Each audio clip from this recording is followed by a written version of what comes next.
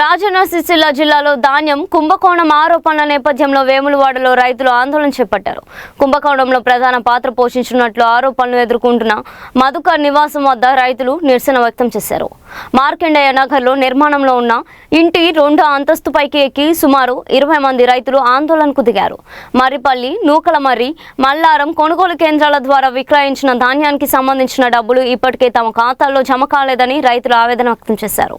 జిల్లా collector DSO వెంటనే సంఘటనా స్థలానికి వచ్చి సమస్యను పరిష్కరించాలని నినాదాలు చేశారు. సమాచారం అందుకున్న పోలీసులు అక్కడికి చేరుకొని పరిస్థితిని అదుపులోకి తెచ్చేందుకు ప్రయత్నించారు.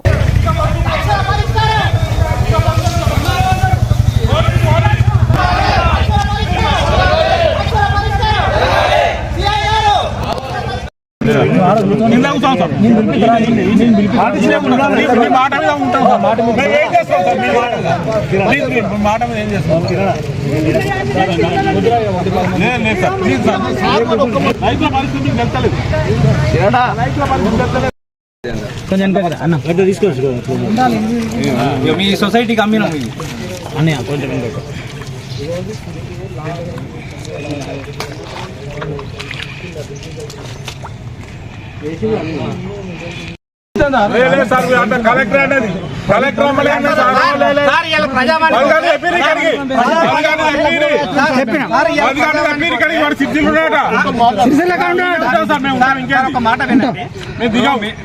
మీరు మీ డ్యూటీల భాగంగా మీరు వచ్చారు. ఇప్పుడు కలెక్టర్ దగ్గరికి వెళ్ళే ప్రజానికి రైతులు వేరు. రైతులు పోతే ఏమన్నారు, ఇప్పుడు మేము ఎవరికి ఇచ్చినాము వాళ్ళు సహకార ఆయన ఏమన్నాడు, మాకు సంబంధం లేదు. 6వ నెల వేసారు సార్. ఇప్పటికి ఎంత సార్? 2 నెలలు అయిపోయింది. 2 నెలలు అయిపోయిన కంచెలు కూడా ఇప్పటి వరకు ఎవరినైతే అన్న అరెస్ట్ చేసిరా చేయలేదు, బెయిల్ మీద వచ్చినా తెలియదు, పైసలు రికవరీ చేయలేదు. అన్ని అదే రుద్రం కార్డు రికవర్ అయినాయి. ఇన్నూరు సార్ రుద్రం కార్డు రికవర్ అయినాయి, అంతటా రికవర్ అయిన వాళ్ళు పైసలు కట్టారు. వీడు బిల్డింగ్ కడుతుండు, మొత్తం బిల్డింగ్ కడుతుండు. నేను పైసలు ఇవ్వాలని వాడు ఏమంటుండే, మేము రారా భయ్ మాట్లాడదామంటే సాయంత్రం వస్తా నాకు దాదాపు 50 లక్షలు దాకా ఉంటాయి సార్. ఈ కలెక్టర్ గారు దాటెత్తు సార్ ఊకే అదే లెక్క. డీసీఓకి చెప్తుండు, అటు ఆర్డీఓకి చెప్తుండు, అటు కలెక్టర్ చెప్తుండు. మన నూకలమర్రి సెంటర్ కానీ మర్రిపల్లి సెంటర్ కానీ ఇక్కడ గత 3 నెలల కాలం నుంచి మన రైతులు పంటలు పండించి ఆ రైతులకు సంబంధించినటువంటి లారీలు మన మధుకర్ అనేటువంటి మన మల్లికార్జున రైస్ మిల్క్ సంబంధించినటువంటి మధుకర్ అనేటువంటి వ్యక్తి దోపిడీ చేసి లారీలను విజయవాడ ప్రాంతానికి తరలించి దాదాపు 9 లారీలను అమ్మేసి ఆ రైతులను ముంచి ఆ ముంచినటువంటి డబ్బును తీసుకొచ్చి ఇవాళ వేములవాడలో 3 అంతరాల బిల్డింగ్ కట్టి అట్టి బిల్డింగ్కి ఎలాంటి పర్మిషన్ లేకుండా కట్టడం జరుగుతుంది. కానీ మేము మల్కాపేటలో లక్ష్మీనరసింహారావు గారి సొంత విలేజ్లో జరిగినప్పుడు కూడా అదే మాట మాట్లాడారు. అక్కడ రైతాంగానికి అక్కడ ఉన్నటువంటి రాజకీయ పార్టీలు అందరూ కలిసి ఒత్తిడి తీసుకురావడం వల్ల అక్కడ రైతులకు డబ్బులు చెల్లించారు. ఇవాళ ఇక్కడ వేములవాడ పాలకవర్గం బీఆర్ఎస్ చేతిలో ఉంది, కరీంనగర్ కేడీసీసీ పాలకవర్గం సుతం బీఆర్ఎస్ చేతిలో ఉంది.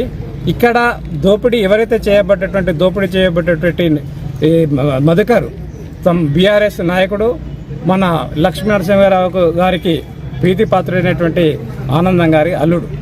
లక్ష్మీనరసింహారావు గారు ఇవాళ మీరు ప్రతిపక్ష పార్టీలో ఉన్నారు, కాంగ్రెస్ అధికార పార్టీలో ఉంది.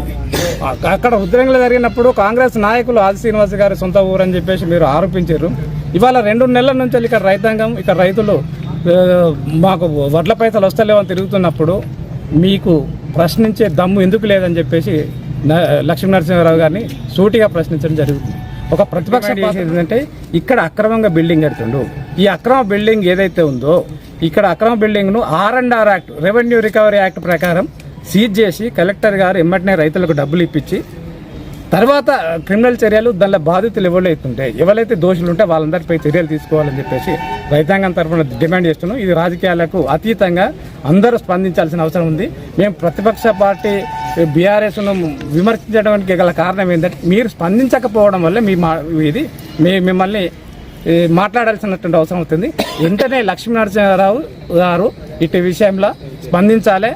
ఈ మహేష్ అనేటువంటి బేషరతుగా లక్ష్మీనరసింహారావు గారు మహేష్ తోటి మధుకర్ తోటి డబ్బులు ఇప్పించాలి.